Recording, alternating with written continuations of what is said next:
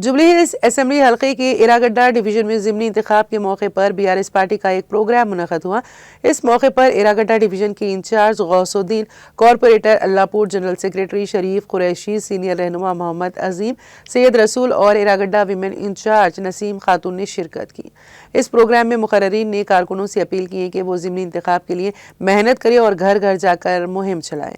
उन्होंने कहा कि हम सब मिलकर बीआरएस पार्टी के साथ जुबली हिल्स ज़िमनी इंतखाब में फतेह हासिल करेंगे और आवाम की खिदमत के लिए भरपूर काम करेंगे। एक साल हुआ और यहाँ पे जैसे बहुत बेहतरीन तरीके से ये इरागड्डा डिवीज़न हो या जुबली हिल्स कॉन्स्टिट्यूंसी और कुकटपल्ली कॉन्स्टिट्यूंसी में अल्हम्दुलिल्लाह बहुत अच्छी तरह से काम कर रहा है। और हमारे अल्लाहपुर डिवीज़न में भी बेहतरीन तरीके से जो है सो हर मसले मसाइल जो है सो इंशाअल्लाह ताला ये पब्लिक तक ला कर पहुँचा के जो है सो अल्हम्दुलिल्लाह बहुत अच्छी तरह से काम कर रहा है।